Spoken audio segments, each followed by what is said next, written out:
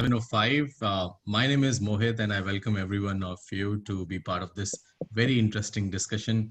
Today, we are on the ninth session of this, and in fact, yesterday, Mr. Joseph and I we were thinking of having a coffee table book of all that's Kerala. Now, just imagine we complete our 25 sessions very soon in the coming days, and we can have a coffee table book, which will actually be the real encyclopedia. I'm saying the word real encyclopedia of what entire Kerala is all about, from cuisine now to movies, also to the royal families. In the past, we have had some very interesting discussions. I'm part of City Book Leaders, and that's where I always look for books to come into the picture here. Mr. Joseph and I, we connected over books, and that's how this journey has begun to know more about Kerala, despite the fact that I am based out of Delhi. And today, in fact, I was joking with one of my college batchmates. One of my earlier bosses in my banking days used to say, Mohit, why don't you come and get settled in Mumbai? So I said, why I'm okay in Delhi. So he always used to say, no, you please try to understand that part of the world, that half part of the country is actually culture, and where we live is all agriculture. And Okay. Talwari just mentioned about whatever is happening politically. Yes, we do understand that. And that's where the real part of the culture has to be explored for us in this part of the country, which only explores some part of Kerala or some part of other South Indian states. But this is a beautiful melting pot discussion that Mr. Joseph takes up, brings in variety of discussions. And we look forward to this yet again lovely session today, because this is about movies, and it takes the entire journey as well. And there could be no better person than Mr. Jayakumar as our guest to discuss this complete discussion of the movies of the Malayalam language. I welcome Mr. Joseph, Mr. Jayakumar, and also a special guest, Mr. Rajiv Talwar, um, to begin the session. Welcome, everyone, sir. Thank you so much, Mohit. Thanks for your introductions. Uh, Let me welcome Jay Kumar and Rajiv Talwar. Rajiv Talwar is one of our batchmates who was also the administrator of Lakshadweep. So I'm going to have him on our show many years ago, one of these days, maybe in January. But first, let me welcome everybody who's in the audience to the ninth episode of All That's Kerala, a chat along the backwaters, which is a fortnightly program every 2 weeks that City Book Leaders, of which Mohit Gupta is the founder, director, and Kerala Museum, Cochin, are presenting. All That's Kerala tries to introduce Kerala to the country and to the world, and to Kerala itself. Again, many thanks, Mohit, City Book Leaders, and Atiti of the Kerala Museum. She's not here today for supporting this program. Today's episode is on Malayalam cinema and its journey from Kollywood. Kollywood is actually Kodambagam, which is the Hollywood of Chennai, the then Madras. The Malayalam film industry actually began in Chennai. Its heydays in the 50s, 60s, and 70s was in Chennai, in Kollywood, in Kodambagam. And then it moved on into the space in Kerala, which we now call Bollywood, which was in the late 80s and the 90s, and then continued to be in Kerala. And it also during the period, as I understand, I'm sure Jay Kumar will tell us better, shifted from an indoor shoot in sets, artificial sets, to a largely outdoor shoot these days. And today it's growing, and I'm sure the future of the Malayalam cinema is based on the use of technology. So today we're going to discuss this journey from Kollywood, that is Kodambagam in Madras, which was the center of the South Indian film industry, to Bollywood, and perhaps, who knows, in the next 10 years, 20 years, to Hollywood. So let me first welcome Jay Kumar. Now, who better to look at the history of Malayalam cinema and take us through a journey from Kodambagam and Madras, where it all began, to what it is today, and then help us to take a peek into the future than Sri K. Jayakumar, one of my batchmates in the IAS. Jayakumar is one of the most celebrated IAS officers in the state of Kerala, someone who has made a tremendous mark in the administration of the state. He has been Collector Kozhikode, he has been Tourism Director, Tourism Secretary, Vice Chancellor of two universities, the Mahatma Gandhi University in Kottayam, and the founder Vice Chancellor of the newly established Malayalam University in Tirur. And then, of course, who has not heard of Kerala being described as God's own country? Everyone knows Kerala as God's own country. But not many really know that it is Jayakumar who first coined that term. First in Malayalam, he called it in Malayalam Devathinte Swandam Nadu, which he admitted did not sound quite right. There was something missing there. And then he translated it into English, and presto, it became God's own country. That was born, and Kerala got a new tagline. So that is something I think the state of Kerala owes to Jayakumar. Then there is something else that you perhaps do not know about him, and that is that he is the son of one of Malayalam's most famous and prolific film directors, M. Krishnan Nair, who has had the largest number of box office films in the Malayalam cinema history ever. Now, who has not heard about Malayalam classics, cinema classics, like Kutty Kuppayam, Kavya Mela, Karthika, Kudumbam, Collector Maladi, Kaattu Tulasi, Cochin Express, Kanatha Veshangal, Kalam Mari, Kadamari. Now, there's one common thread that runs through all this. One, of course, that it all starts with K, Ka, but they were all directed by Jayakumar's father, M. Krishnan Nair. He gave to Malayalam cinema that boost which it required in the late 50s, the 60s, and the 70s. And the Malayalam film industry is here today because of Jayakumar's father, M. Krishnan Nair. Coming back to Jayakumar himself, Jayakumar is a writer, a film critic, and a speaker. And most of all, he is a very down-to-earth person, a quality that he says he got from his famous father. Now, Jayakumar is also very much close to the Malayalam film industry. He has written over 100 songs for Malayalam films so far, and I'm sure he'll write much more. So welcome, Jayakumar, to All That's Kerala Chat Along the Backwaters. Thank you for being with us tonight. Let me start off by asking you, how would you assess the contribution of your father, the late Sri M. Krishnan Nair, to the Malayalam industry, film industry? And most of all, what has been his impact on the Malayalam film industry today? Does his legacy still continue to contribute to Malayalam cinema today? Let me start off with that. What is your answer to that? Thank you, Joseph, for inviting me to this very ambitious program, I should say, because I don't know what is the time limit we have. We are working with. Is it 1 hour? 1 hour. 1 hour. It means before 8 o'clock we should read the horoscope of Malayalam cinema. It is true. Anyway, I'm not a film historian or a film critic or whatever. But I grew up. I was born in a filmy family, and by the time I started to know something, my father was already a film director. When I started going to school, people knew me by my father's name because my father's name was stuck all over the place in posters saying that Samvidhanam M. Krishnan Nair. So I grew up as my father's son, in the sense my father was a very popular person, very famous person in those days. Coming to talk of him, I do not want to talk much of your time. Coming to talk of him, he was a very down-to-earth person. You said I am a down-to-earth person, but I think I have my own angularity sometimes. But my father was an extremely simple person.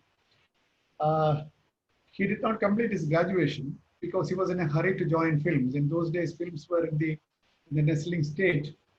And finally, he ended up in the Maryland studio in Trivandrum, Nema. And he started working with P. Subramaniam of the Maryland studio. Right from the early days, when Malayalam film industry was just in a fledgling stage. And finally, Mr. P. Subramaniam, the founder of Maryland Studios, seeing that this young man is so much enthusiastic about films, and he was assistant director, associate director, everything, he finally entrusted one film to him that was a film called CID. I think if I remember correctly, that was in 49 or 50, even before I was born. Then he took another one or two films there. Then he migrated to Chennai, try his luck in Tamil films, didn't work. Then by 1963-64, he got a real breakthrough, break in this by this film called Kutty Kuppayam. It was on the marital problems of the Muslim family, Muslim community, and that became a super hit film. It went on to run in the theaters for nearly 150 days. I think that was the first time the director's film was also printed on the poster. I had a poster in my house somewhere lying there earlier. I'm talking about 1963 or 64 when I was 12-year-old. So then on, he never looked back. 60s and 70s were his decades. And 80s, of course, the atmosphere changed and he had to slowly give way. But from 1950s onwards, till he retired in 1986 or so, he went on to direct around 125 films, nearly 90 films in Malayalam, and nearly 25 films in Tamil, and a few more in Telugu, altogether 125 films. That is a record of sorts. In 1 year, he used to direct around six or seven films. He never came home. We used to go to Chennai during our weekends, our holidays. So he was a very commercially very successful film director. But I will not say that he sort of shaped the destiny of Malayalam films by the artistic inputs. No, he was a commercial director. But he had done very good films like Agnihotre, Kavya Mela. He won some awards, but he was never after awards. But the best part of his contribution, I should say, that he gave a commercial success. He made films very commercially viable and successful. Even when one film flopped, he would work on the next project, make the film viable, make a successful film for the producer and ask him to go back to Kerala from Kodamba. Don't hang around here, don't lose much money. So going on to direct around 90 to 100 films in Malayalam is not a small thing. Plus, he was a director of technical excellence. His technology was very good.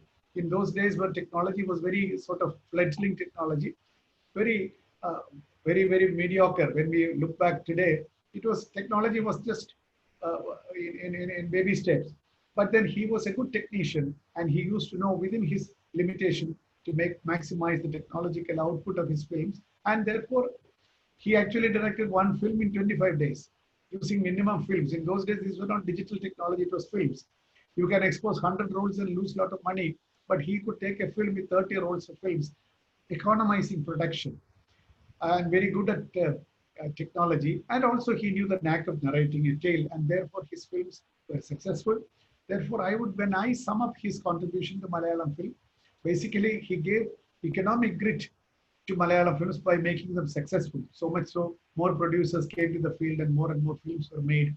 More people came to the industry, plus his technological this thing. Then he went on to direct superstars like MGR and N.T. Ramarao and Jayalalitha and all these people. They came to him. He never went up. He was a very simple man. He never indulged in cinema politics. They came to him because they knew that he had a technical finesse about taking films. Therefore, he directed N.T. Ramarao, M.G. Ramachandran, and all these people, and well known in Tamil also. So this is what I would say that he finally went on he got this J.C. Daniel Award for his overall contribution to Malayalam films. And he died a happy man in 2001. Thank you, sir. Thank you, Jayakumar. Jayakumar, I always thought you were a very handsome person. But when I saw your dad's photograph, there it is. He is so much more good looking than you are. He should have been an actor instead of a director, I think. But the films must have run in your blood all the time. And that is perhaps the reason why you have also entered the film industry, albeit as a writer, as a lyricist. You have written over 100 songs for Malayalam films. Songs and music has evolved over time. How would you compare the lyrics for the Malayalam songs and the music today with what it was, say, 20, 30 years ago? How has it evolved? Do you think the sort of lyrics and the music that of those times are still relevant today? Of course, apart from the nostalgic part of it, when I believe you wrote your first film number lyric when you were just 19 years old. Yes. So times have evolved. How do you think music has changed? How do you think lyrics have changed today? In a sense, lyrics have. It's for you to answer. I'll very briefly say that right. When my father was on the top of the film industry, I never had any idea of inkling about joining films at all as an actor because acting is not in my gene. Nor did I want to direct at that time. In this evening of my life, I might direct a film or two. That's a different thing. But always, my idea was to become a lyricist. So when my father used to come back home from Chennai, I would ask about lyricists. Have you met V. Bhaskaran? Have you met Vailar Ramavarma? So he would come and give me the manuscripts of some of the very famous songs, which Vailar had written in his handwriting. So I used to keep it. So this idea of becoming a lyric writer, songwriter, was in my mind. So when I first attempted this first song when I was 19-year-old, it was on condition that you shall not ask me for further films and further opportunities in films. This is only one of its kind. As a student, you better study and not no dalliance in films. So that was one of its kind when I was 19. So if I can, as is customary with the Malayalam artists and all that, I could say that I'm celebrating 50 years in cinema because I'm turning 69, and my first film was when I was 19. So I think 50 years in Malayalam cinema is not a small this thing. Anyway, I wrote that first song, nothing happened. But then I joined the service. I joined IAS in, as you know, in 78. Then after joining the service in 1985, 83, 84, the bee in the bonnet started making sounds, it started buzzing, saying that I told myself, look, you never wanted to be an IAS officer. That of course happened by default, I should say, or by luck. But then I always wanted to be a creative person. So how do I marry these two? So I somehow ventured into films, and my father never said no. He said, go ahead and write your film songs. So I got government permission, I did not want the vigilance DYSP to come back to me saying that, why did you write film songs? This is violative of conduct rules X, Y, Z. So I took permission and started writing in films. Today I have written not 100 film songs. I have written songs for nearly 100 films, 120 films, 110. Oh, I see. Okay. Altogether in Malayalam, there might be around 300 film songs and another 300 non-film songs like TV songs, drama songs, light songs, devotional songs. And altogether, my corpus would be around 600 songs in Malayalam. I'm bringing out a book. Already there are a couple of books, but this is a composite book containing all my lyrics. I did not do it because when you bring out the anthology of all your lyrics, it appears as if you have wound up. I'm not putting down my shutters. The shutters are still up, I still write. Anyway, so when I started writing regularly as a film lyricist, that was in 1983, 84, 85, the Malayalam film industry, film songs were on a very good pedestal. In the sense, there were very wonderful music directors like Ravindran, Johnson, and all these people. Although the stalwarts have wound up. But then that was also a very good period. I could pen a few very good lyrics, which became very popular. So for most of the people, I'm not an IAS officer, but most of them relate to me as the writer of such and such song. In fact, I have saved many situations where people would relate to me saying that, sir, you have written that song. Okay, then no problem, we'll settle it. So that there is a heart-to-heart communication. But today, after the I think with the onset of the new millennium, after 2000, film songs of Malayalam industry, Malayalam films have undergone some kind of a mutation. That is because of 2-3 reasons. One, most of the music directors, if I may say, as the Malayalam University Vice Chancellor, I would say that most of the film directors, most of the producers, and most of the music directors are English medium educated fellows. They can't even read Malayalam. So when you write a beautiful lyrics with a lot of poetry in it, they can read it or not, they can understand it. So they say, sir, you simplify it. When you simplify it, it becomes a colloquial, run-of-the-mill kind of song, which I do not want to write, but then people are fascinated by that kind of very diluted lyrics. And music accompaniment, undue importance to the music accompaniment. So the instrumentation overpowers the lyrical quality of the songs. Therefore, what happens, it might be an instant hit, like all kinds of songs are there, like Jimmy Kamal and all those songs. They are fascination for a week or so, maybe a fortnight, hit of a fortnight, but thereafter it fades. It never goes into the repertoire of the Malayali to be sung again and again. That is because a song walks on 2 feet. It Its first foot is the lyrical value, followed by accompanying matching music. If there is a mismatch between lyrics and the music doesn't work. The song doesn't work. It doesn't become mobile. Earlier, in the heydays of Malayalam film music, the music and lyrics were like, what should I say? Like, if I may use a Kalidas metaphor, it was like word and meaning. It was like word and meaning. The song and the tune and the lyrics and the meaning were so embedded, so enmeshed. Thereafter, there was a divorce between these two, and there are we are forced to write meaningless lyrics, and the music directors, what should I say? What is the word for that?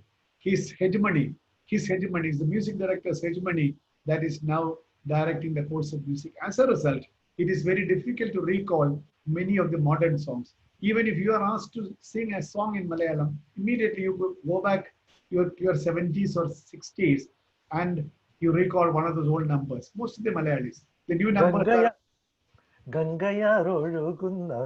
It is a 1967 film of my own father, Dr. Tulasi. You don't recall these films because there's a mismatch between music and lyrics. I think Malayalam film industry is in the midst of a crisis, trying to discover an idiom for itself. Tamil film music has discovered its new idiom for the new generation. Hindi music has discovered that idiom. Malayalam is still meddling with it, still groping in the dark to find out the suitable idiom. Perhaps it will happen in a year or two, and we will rediscover a new blossom, a new efflorescence of Malayalam. What a brilliant analysis, Jaykumar. It's beautiful. I mean, it's amazing. I mean, I understood the whole of what you're saying when you said that it's like 2 feet. 1 feet is the music, and the other feet is the lyrics. And you are lame if you're challenged these days if you don't have one of them. Thank you so much. Brilliant. Malayalam films have always had social themes as its center. They've not been merely entertainment films, even though your father, as you say, was a commercial director, which is very true, a box office hit oftentimes. But his films, including his films, everything try to change social thinking and mores. How much do you think such films, and even films afterwards, 90s, 2000, in the present millennium, how much do you think films have shaped the Malayali mind today, the Malayali psyche? How much has it shaped the Malayalam society today? What is the impact of films on our thinking, on the Malayali thinking? I have a slightly offbeat answer for that. Many Malayalam film enthusiasts may disagree with me. Malayalam films have influenced Malayalis thinking and society and the social thinking in a much less influential fashion than Malayalam drama. Malayalam theatre has influenced Malayalis thinking, progressive Malayali thinking, far more effectively in the 40s and 50s than the Malayalam cinema of the 60s and 70s. It has influenced, no doubt, but the contribution of the theatre, KPAC and so many theatres, for example, the left movement in Kerala was riding on the wave of the popularity of the Malayalam theatre. When films were, in a very, very infant position, or not very advanced, but theatre was a very successful this thing. So if Malayalis have become extremely progressive and socialist in our thinking, it is all because of the theatre. Theatre has been a major influence. Fiction has also been a major influence. But film industry, I think Malayalam film's contribution to the Malayali life is more of an entertainment value than a social engineering value. Although there had been occasional good films, but on the artistic front, Malayalam film industry has scored a very high note than many of his counterparts in Tamil or Kannada or Telugu, where they are still mired in extravaganza, like what is that film? The biggest extravaganza ever, Bahubali. The Bahubali syndrome. The Bahubali syndrome has never struck Kerala, although recently some of the films have been emulating them. But by and large, Malayalam film industry has not contributed to a social awakening, but it has helped a lot in shaping a cinema culture, in a visual culture. And the artistic quality of Malayalam films has been extremely good. In the sense, that is why we compete with, even today, I think yesterday I read Jallikattu or the Pellisheri is competing for the Oscars. So technologically and aesthetically, Malayalam cinema is a step ahead of any other films in the country. I should say even better than the Bengali films and even better than Marathi films, which were the benchmarks of once upon a time. Today, Malayalam films are known for their originality, where their offbeat thematic choice of themes and very bold treatment of themes. Why do you think, Jayakumar, that the Malayalam films did not impact society as much as its plays? Why? What could be the reason that the plays, the Malayalam drama and the theatre, was able to influence our thinking much more than films? Because films have a much wider reach than plays. See, So there are there's a bit of a contradiction. There are a couple of factors. Firstly, filmmaking is an expensive proposition. You cannot make a film these days without having maybe 3 crores or 5 crores in your pocket. So, earlier also, filmmaking was a very expensive industry. Now, who is the person coming with this money? Who wants to make more money? He is not socially oriented, you know. Unlike a play where people of similar orientation come together and present a play, film industry was, to a large extent, it revolved around the producers and subsequently on the directors. So I don't think, of course, we have left-oriented progressive filmmakers like P.A. Bakker, Lenin Rajendran. We have a stream. I'm not saying that we have, but their influence has been much less than the theatre because they have to satisfy a producer. And governments have not done much in this. Although I was the managing director of Kerala Film Development Corporation, we offer facilities, but then we cannot distinguish between a progressive film and a non-progressive film. We can only say that you make films in Kerala, we'll support it. That is all. So one reason is that it is basically an expensive art. Therefore, people who are money-minded come to the field. You cannot influence their thinking. They want successful films, at best aesthetically good films. That is a major risk, major decision, major factor why film has not been very effective in social engineering. Perhaps you've answered one of the questions that one of our viewers, Ramsi Menon, has asked, which is, he asks you, what prevents senior Malayalam movie makers from making meaningful, topical and touching movies with lower costs? Perhaps partly his question is answered by what you say, but what prevents you from making a film at lower cost? And Srikumar Raghavan asks another completely unrelated question. You wrote Kudayatriyil without going to Moogambiga. Did you go there after that? And what do you think you could have written the lyrics better if you had gone there before you wrote? Not really. Because when you write a lyric, when you write a song, you are not describing what you have seen. You are recreating your sensations, your emotions, your feelings, your surrender, your devotion. That remains the same, whether I have gone there or not. My mental picture of the deity and the atmosphere of surrender, self-surrender, and devotion is just the same. By going there, of course, it must have been strengthened, but even without going there also, you can be extremely devotional. I don't think my going there really affects. I wrote another song, Sauparnika Amrita Vichigal Patam, after me sitting there. Not that in intensity it differs. That's a purely personal thing, whether I have gone there or not before writing that. But the devotion is more important, and devotion doesn't change by. And what prevents Malayalam directors from making films, not directors, producers from making films at lower cost? Meaningful films.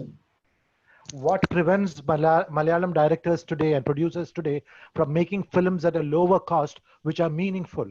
No. This is a very relevant question. You see, what are the contributing factors of cost indicators? The bulk of your cost is the cost given to the major leading artists, superstars, mega stars, upcoming stars.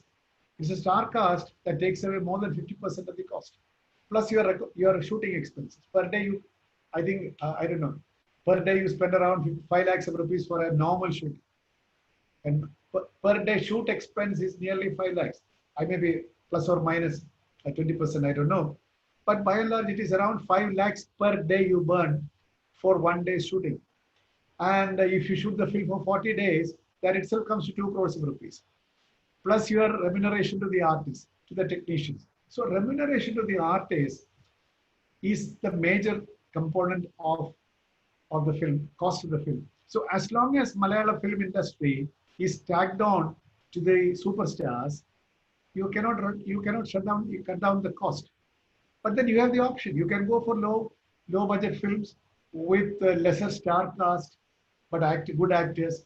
But then where do you release it? I think technology is giving an option. Your theaters will not give you theaters for releasing a very excellent film, but no actors of reputation. They will not give you theater, not even for a noon show. Not even for a noon show. Now the OTT platforms are coming as an answer. I'm sure the lockdown-induced problems might trigger a new wave of, or open up a new vistas by which aesthetically superior films without the overcast, if I may use the word, so much of superstars and all that, we can still do that. Even I'm trying to make a film like that. You know. Good luck to you. Malayalam films have won a lot of, not lot, it won the silver medal, Neelakuil in 1954. And then of course, Chemmeen, everybody has heard about Chemmeen. It won the President's Gold Medal in 65. But of late, I think we have not been winning too many awards. What could be the reason for that? Pardon? But of late, we have not been winning too many gold medals and at the national level. What could be the reason for that? Not really, because today, filmmaking has become highly democratic. Earlier, a few film directors used to monopolize. Now, all kinds of people come up. New young people with wonderful ideas, totally offbeat ideas. Therefore, it has become highly diffused. But our films, our young filmmakers, very challenging filmmakers, very bold filmmakers, they are getting recognition worldwide in many film festivals and all that. National Film Awards, it has come under a lot of criticism also, because Bahubali also got the Best Film Award or something. The National Film Awards, like when Chemmeen got the award, of course, it had the credibility. I think slowly credibility of the national awards is at a discount. Do you think juries can be manipulated? Do you think juries can be manipulated and are they being manipulated? I don't. As a former civil servant who has been trained in the art of cautious okay. words, I don't say it's manipulated, but its credibility has gone down. Thank you so much. You should have been in the foreign service. Anyway, but our filmmakers, our young filmmakers in Kerala are going places. They may not attract national attention, but then they are going international festivals. They are making all kinds of films. But then Kerala has also Malayalam films have also produced some of the wonderful film directors of India. For example, Adur Gopalakrishnan, Aravind, P.A. Bakkar. There are a lot of filmmakers who are legendary. Adur Gopalakrishnan is a living legend with us. He has, you see, if you want to understand his contribution and his importance in film industry, you should go abroad and talk to a film buff. I went to this university in Germany, Tübingen University, in my capacity as the Vice Chancellor of Malayalam University, to set a Gundat chair, a chair in the name of Herman Gundat. So the head of the department of the film division of that university came to meet me with a request. Do you know Adur Gopalakrishnan? I said, of course I know. Can you persuade him to come over and accept our invitation, be our guest for a week? We'll have an Adur festival. I told him, he said, there are a lot of requests. Let me make. He didn't go because he is a bit sought after person. People who are into the film industry, they know what are his contributions. What is the kind of aesthetics and technological innovation that he has. We do not understand because Muttate Mullaki Manamilla, he is one among us. But I think he's a legendary filmmaker. He has redrafted the grammar of films, the visual grammar of films. So I'm a great fan of his. After Satyajit Ray, he has to be treated on par with Satyajit Ray. Jay Kumar, let me put it like this to you. A grammar has to be understood by the common people. If you see a film like Elipatayam, frankly, it's so difficult to understand the movie, isn't it? So it is not merely the technique of the film. It's not merely, it is also how people relate to the movie. And that's perhaps where your father scored. He brought in social themes. I'm not in any way undermining Adur Gopalakrishnan, but sometimes it's difficult for the ordinary person. No, it's a very worthwhile question, worthwhile point you have raised. This happens all the time. I couldn't understand Elipatayam. No, I saw it 30 years ago. See, when I started painting at the age of 50 or something. I conducted a few painting exhibitions all over the world, in the sense Korea, all these places, and all over India I have conducted. When I started painting, I discovered that I have not understood painting so far. It's only when I started painting, I discovered how you have to approach a painting to appreciate it. In Malay, particularly Malayalis and most of the Indians ask, when you see an abstract painting, what is the meaning of this? There is no meaning to it. The painting is the meaning. Likewise, when you see a film, if you are approaching that film for a story to be told, to learn that story, I think your appreciation of the film is partial. Of course, there is a story to be told. It is a visual treat. There is a visual grammar to it. You are seeing the film. You are not listening to the film.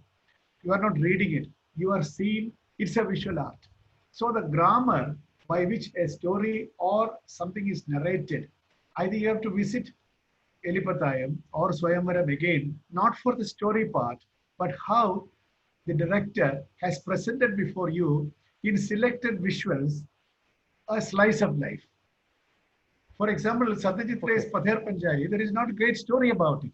But Pather Panchali takes a slice out of a very rural life, rural poverty and rural life, and presents it in selected images. Every image, every shot is an image. Well-crafted image, well composed image with lights, shades, everything.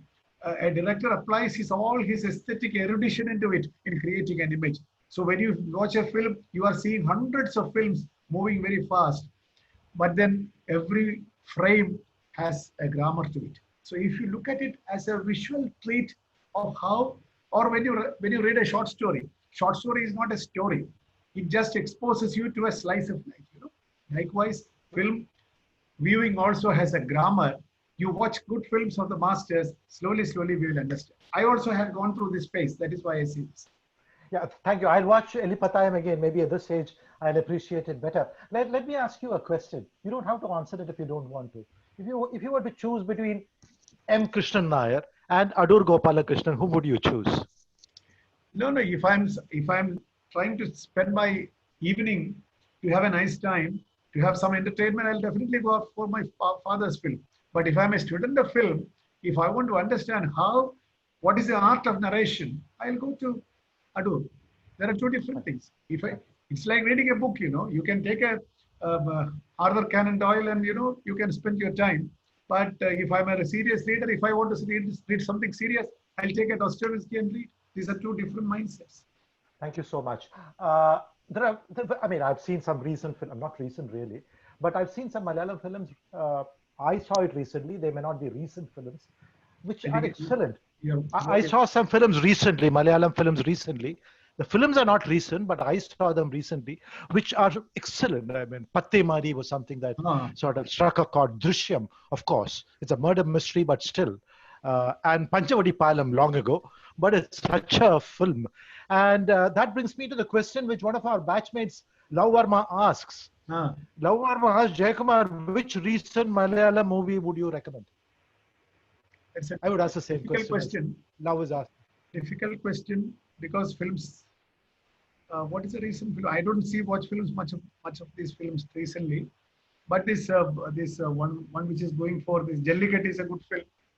Jallikattu is a very good film. It's a bull, trying to escape from the butcher.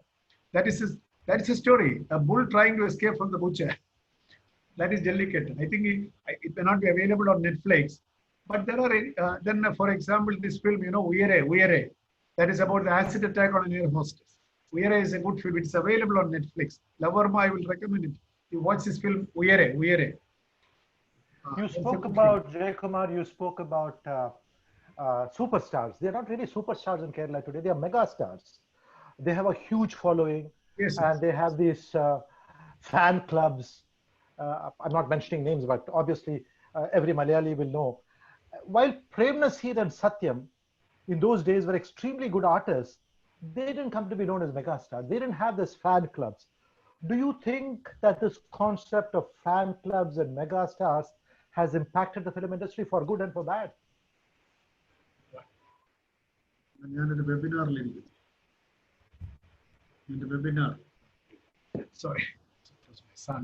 That's okay. Did you get the question? Yeah, I got it. You see, Prem Nazir was the first superstar, I should say, Satyan. They were the two superstars. And my father has worked with Prem Nazir. Out of the 95 films in Malayalam my father directed, Prem Nazir was a hero in 45 films.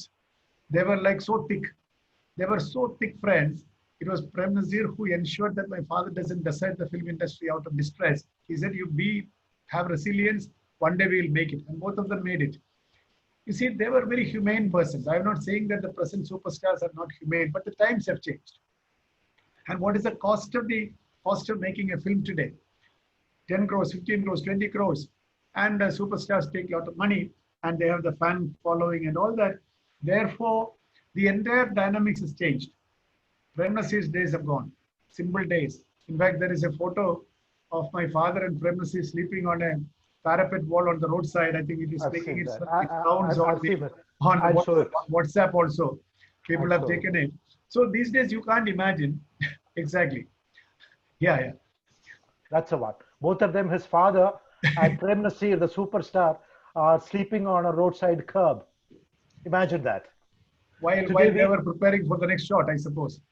So times have changed. And you can't blame them because the industry revolves around them. When the industry revolves around superstars, they try to develop their own angularities. Some of them are out of necessity. Some of them have been induced on them. So you can't blame them. Industry is like that. It is a multi-million industry. They are the kings. They are the kings. They control the show. So you can't expect them to be too democratic. So most of them are very simple, nice people. All these people are very simple people. But then there is a aura around them. And for example, a scene like this which you showed cannot exist now because there is what is called what do you call it? Yeah. They are huge, air-conditioned bedroom, bathroom.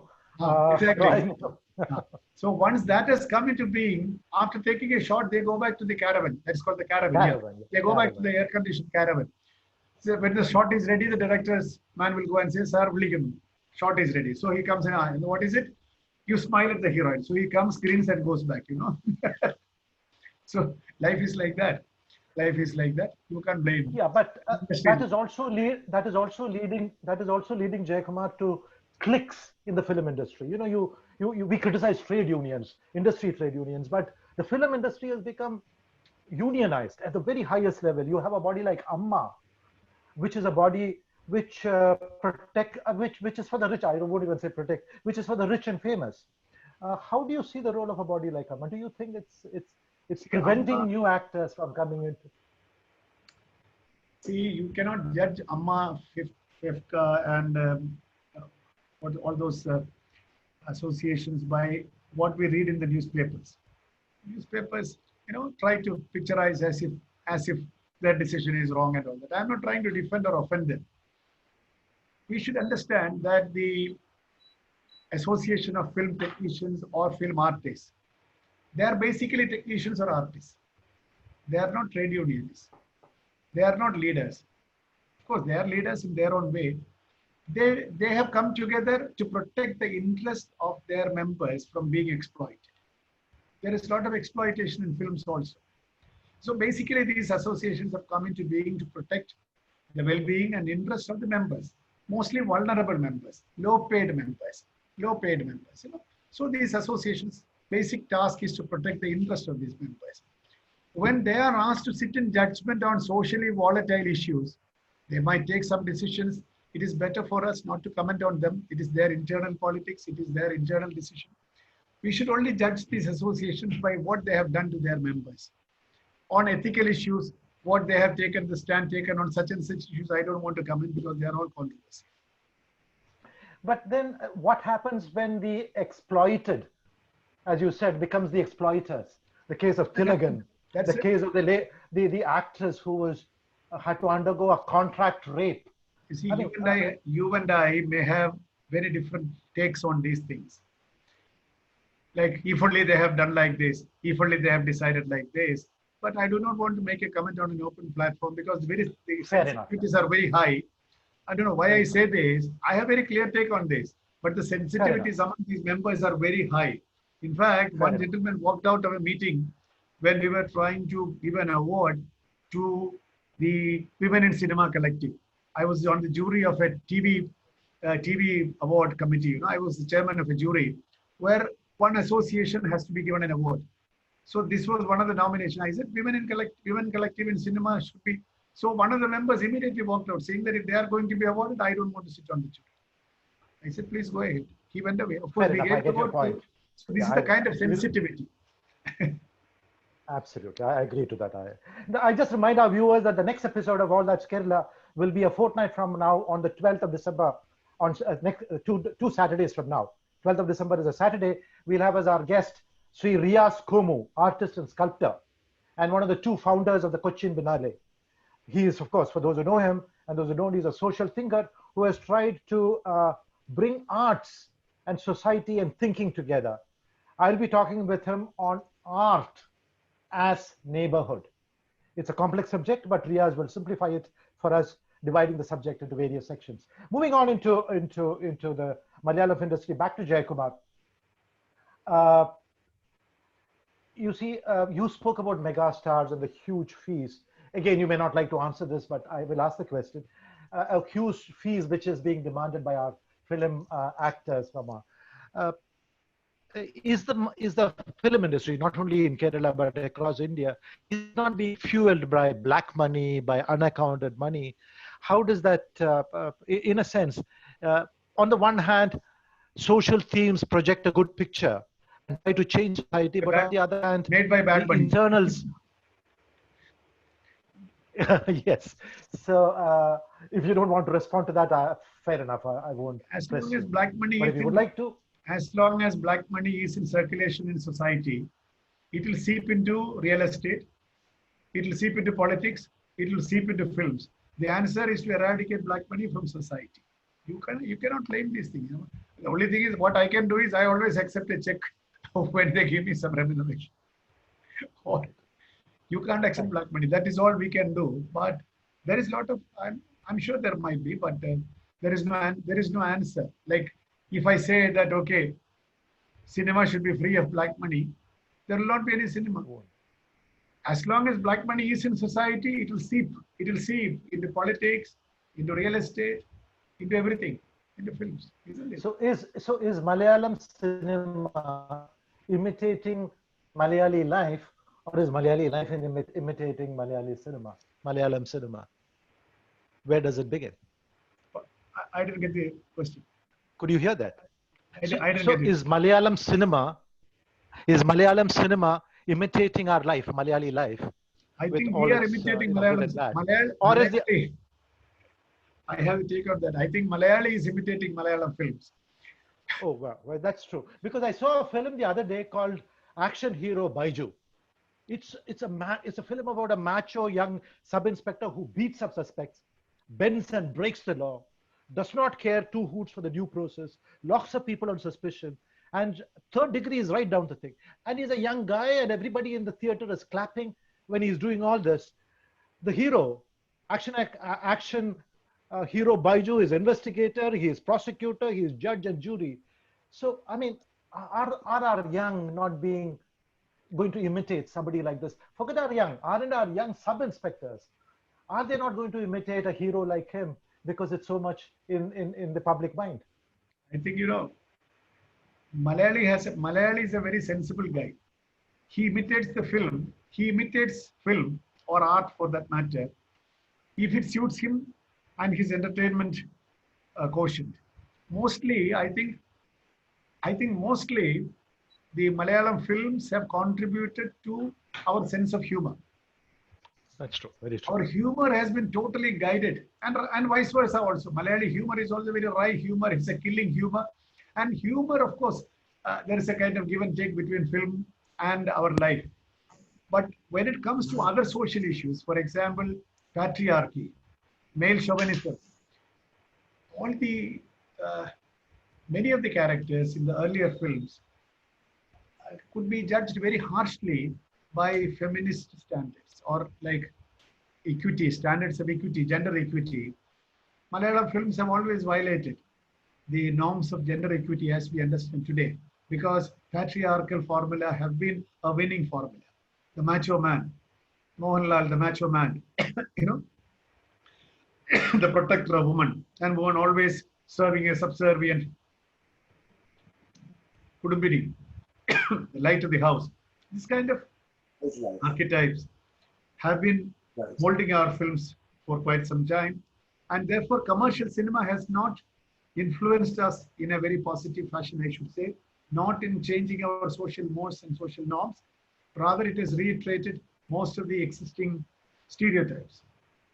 Okay, the thank you. bottom- Let me move from the past and the present to the future because we are running short of time. Yeah. There's this question, and I think that's the best way to go to the future. There's the question from Ashwin Pauli. He asked, why do you think our films, and he includes the Indian film also, are not recognized on global platforms?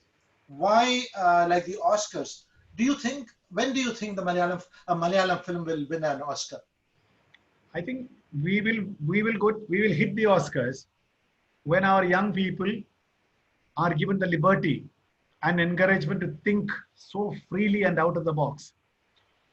The films which have been recognized in major film festivals are those not made by major filmmakers here. They are all offbeat directors, one of their kind. They out of passion they have made films. So it is a passion that matters. After all, a film is also a piece of art. It's a statement. It's an artistic statement by the director. But because it's a very expensive medium, there are a lot of entry barriers. If the OTT platform is one good thing, lack of emphasis on superstars is another option. I'm sure I'm very hopeful about Malayalam film industry. I may not be as hopeful about Malayalam film songs, but about Malayalam films, I am very hopeful and positive because there is a new breed of young filmmakers, daring filmmakers who take upon any theme, any theme, socially relevant themes and explore it very sensitively. I'm sure that the next 10 years are going to be Malayalam films decade, no doubt about it. Our young fellows are so very good, very, very dynamic filmmakers. That's a very positive thought, Jaykumar. We earlier spoke about the COVID. Malayalam film industry and film industry all over the world has run into huge losses with COVID. Theaters are empty, multiplexes are empty. How do you see the film industry going forward after COVID? You spoke about OTT platforms, Netflix and things have taken over. They've got a huge following. So you really think the traditional filmmaking, cinema making that we are used to will change and will shift more and more to OT platforms, to multiplexes and so on. And if that is the case, how is it going to impact the industry in Kerala? At the moment, film industry is highly impacted by COVID. There are thousands of people living depending on film industry. Not only superstars, smaller stars, technicians, so many of them survive on films. For the last 9 months, nothing has happened. So film industry is really in a crisis. Post-COVID is not going to be like pre-COVID days. I'm sure about that. It is going to be a hybrid reaction, or our response is going to be a hybrid kind of reaction, in the sense low budget films will take over. High budget films will have its own limitations. Definitely there will be theater releases, but reserved for very high budget films. And low budget films will go to the OTT platform. It is going to be a coexistence of high budget and low budget films, theater release, as well as technology OTT platforms, even new OTT platforms coming up. I think post-COVID is going to be a more promising, I should say. If we get out of this tunnel of current days, get out of this tunnel, it is going to be a period of opportunities. A period of opportunities where our stereotypes will fall away, and a lot of opportunities. After all, the film that I have made should go to the viewer, that is all.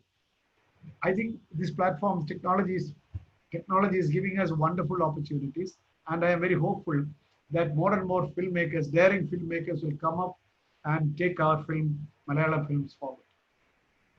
Two quick questions because we are running short of time. One mine own, one sent in by Sri Kumar Raghavan. You are a civil servant and somebody with a foot in the film industry. So you have these 2 feet. one in the film industry, one in the civil service. Do you see, that's my question is, do you see a conflict between these two roles? And the second question comes from Sri Kumar Raghavan. He asks whether, is it because your father discouraged you from entering the film industry that you became a civil servant? He did all that was possible in his command to discourage me from entering films. But once I joined the service, then I said, I'm going to write lyrics. He said, go ahead and do it. My conflict in films and vis-a-vis civil service was only on very technical grounds. Because I didn't want the vigilance fellow to come after me saying that, have you accepted money for film writing? Have you taken permission? That is all. Secondly, there was a constraint of time. Because film industry is a very informal kind of industry. Somebody will ring up from Chennai saying that, sir, can you take the evening flight and come there? We have a recording day after tomorrow. Can you write 5 songs? I can write 5 songs, but I can't leave Trivandrum because there is a chief minister's meeting day after tomorrow. I can't come. So I must have weighed these options. You know, I never erred on the side of civil service in order to accommodate a film. Film was secondary to me when I was in regular service. That is why I did not kick up any controversy saying that IAS officer missing in Kodambakkam and all these things. Although in one of the meetings, one of my chief secretaries, when I was absent on leave or something, he was, where is Jayakumar? Somebody's, oh, he must be somewhere in Kodambakkam writing films. I was ridiculed by one of the secretaries. For those who don't know, Kodambakkam has many meanings.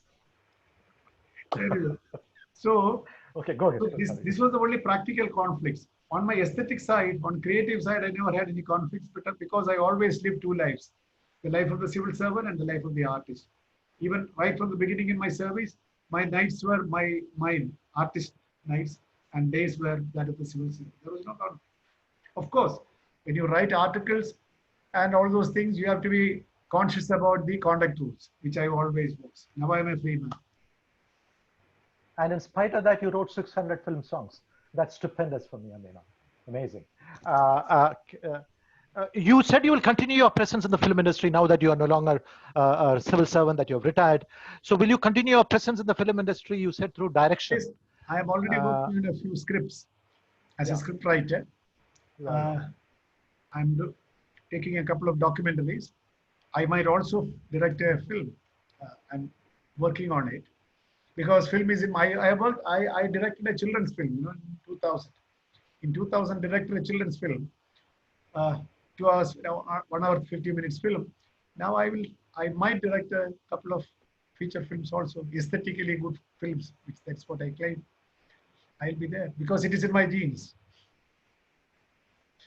Would it be an M. Krishnan Nair type film, or would it be Adur Gopalakrishnan type film, or both? Dedicated to the memory of my father, but I want to follow some very good filmmakers, you know, aesthetically evolved filmmakers. Have you ever thought of getting into acting? You're a very handsome man. Pardon? Have you ever thought of getting into acting? No. You're a very good-looking man. No, why? Not even in my better days. Now I am in the evening years of my life, but in good old days also I never had this. Acting is not in my blood, but filmmaking is. I will do a couple of films. I may not be the greatest filmmaker, but it will give me satisfaction. Thank you so much, Jayakumar. I'm stopping here because of constraint of time. We don't want to go more than 1 hour. We already done that. Otherwise, I could have gone on for quite some time. But thank you so much. It has been a very enriching experience for me in terms of knowledge about the film industry, Malayalam film industry, and your answers have been brilliant. I mean, the analysis, the thought behind that, the thinking behind that, the analysis behind that, and the forward-thinking. When you are going to talk to Mr. Riaz Como, whatever I said about appreciating a film and appreciating an art, I'm sure you should cross-check with him, or rather interrogate with him how to appreciate abstract art, how to appreciate new installation art, new sculptures, all these things. He is a wonderful person. He is an intellectual. He has original thinking. He has actually deconstructed the entire approach to sculpture. He's a very wonderful artist. I have a lot of admiration for him. So convey my regards to him. I'll do that. He might be listening into this. I'm not quite sure. I'll complete it by saying, and you should tune in on 12 Saturdays. So I'll again just remind our viewers that The next episode of All That's Kerala will be in a fortnight from now, 12th December 20, Saturday. And our guest will be Sri Riaz Komu, artist and sculptor, and one of the two founders of the Cochin Biennale. Riaz Komu is a social thinker, and as Jayakumar just said, he's an intellectual artist who has tried to bring thinking and arts and society together. I'll be talking to him on art as neighborhood, and he will deconstruct that for you. Thanks. Thank you so much. Thank you very much. And Mohit, would you like to take over and do the final thanking? I think after such an erudite discussion, and what I can understand from this session is that whenever I come for a complete immersive trip to Kerala, sir, your discussions have actually added a new dimension to it. And that's when people come to Kerala just as a tourist destination, no, they should not. They should actually immerse into everything. And this is the beauty of All That's Kerala that we are trying to discuss here, that literature, poetry, art, script writing, just imagine. And nobody could have ever imagined for such a senior government officer to talk about such in-depth knowledge about literature and the scripts and the movies. This is brilliant, sir. Without getting into controversies. Kerala controversies are just... Yes, that would be a very interesting session as well. And just a reminder, Jayakumar has written a book called Krishna Paksham. He wrote it first when on the 10th death anniversary of his father. It has been republished recently in 2019. It speaks about his dad, M. Krishna Nayar's journey through life and through the Malayalam film industry. Some very interesting thoughts emerge from the book. So those of you who have no Malayalam and can read it, this is a book I'd recommend. I'm happy that you read it. I'm happy that you read it. I did. Cover to cover. So I think a special mention to Mr. Rajiv Talwar for joining in today. And from his soup to, I think, the bread, he is there with us for the entire session. Yes. And now Verma is also it's been an enlightening talk. I am permanently hooked onto this program thanks to what we heard today. And the depth of your questions, MP, and the kind of answers and the vast knowledge that Jay carries with him, I mean, I think you just made my day. You just made my day. And incidentally, today is my wedding anniversary. It just makes my wedding anniversary. And thank you, Mohit. It's been a marvelous evening. Thanks to you guys. I'm so grateful to you. Thank you, Rajiv. And when I come to Delhi with my films, I'll introduce you. I'll invite you for my preview. Thank you so much. Thank you so much. Yes. And we will know that you are the real star, nobody else. Now I know 28th November is your wedding anniversary. Yes, sir. Yes, sir. Thank you so much. Thank you, sir. 28th is my son's birthday also. Wow. My first child. So it's a good day. Good day. Love Verma is also here, Jayakumar. So Love Verma, nice to know that you are somewhere there. So thank you very much, and it was a very wonderful session. Thank you, Joseph, for remembering me and entrusting me with this very responsible job. Thank you, Mohit. Thank you, and sir. Thank you, Rajiv. Seeing you after a long while. Thank you, and love to the families. Thank you. Bye. Bye.